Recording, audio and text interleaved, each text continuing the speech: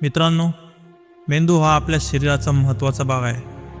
आपल्या संपूर्ण शरीरावर मेंदूचे नियंत्रण असते.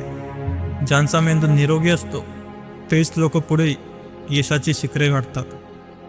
कोणी मोठ्या कंपनीचा मालक असो वा शास्त्रज्ञ, ते आपला मेंदू निरोगी ठेवण्यासाठी आरोग्यदायी सवयी लावतात. त्यामुळे त्यांचा मेंदू मरेपर्यंत निरोगी राहतो. आज मी तुम्हाला अशाच काही सवयी सांगणार आहे ज्यामुळे तुमचा मेंदू निरोगी राहण्यास मदत होईल. यामुळे तुमची स्मरणशक्ती वाढेल आणि याच्या मदतीने तुम्ही एक यशस्वी व्यक्ती बनू शकता. चला तर मग जाणून घेऊया कोणत्या आहेत त्या सवयी. 1. सकारात्मक विचार करणे.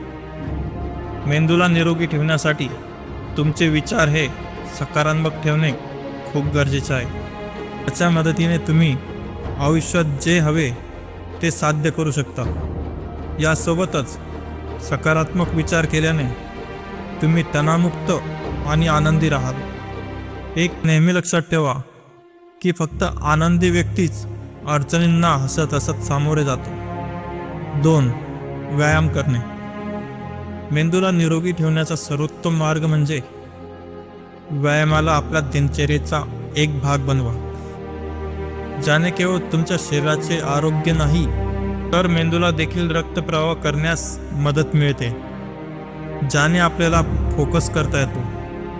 शिवाय तुमची स्मरणशक्ती देखील वाढवण्यास मदत होते. 3. चांगली झोप घेणे. जेव्हा आपण चांगली झोप घेतो तेव्हा आपला मेंदू योग्यरित्या काम करतो.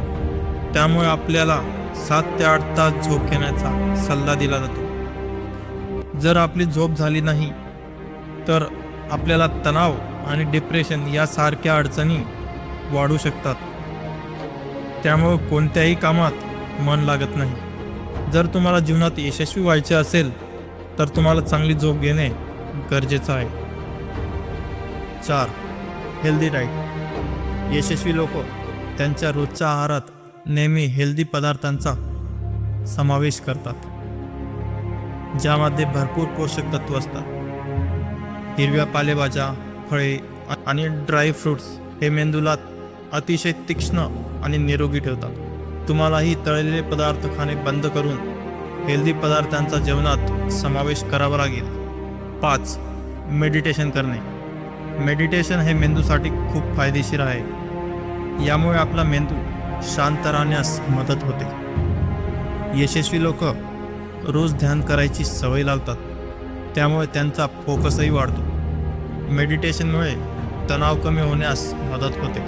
तुम्हाला हवे असल्यास मेडिटेशन करताना कमी आवाजात गाणे वाजवू शकता. मित्रांनो, हा व्हिडिओ तुम्हाला कसा वाटला कमेंट करून नक्की कळवा आणि विचार मराठी या यूट्यूब चॅनलला सबस्क्राईब आणि लाईक करायला विसरू नका. धन्यवाद.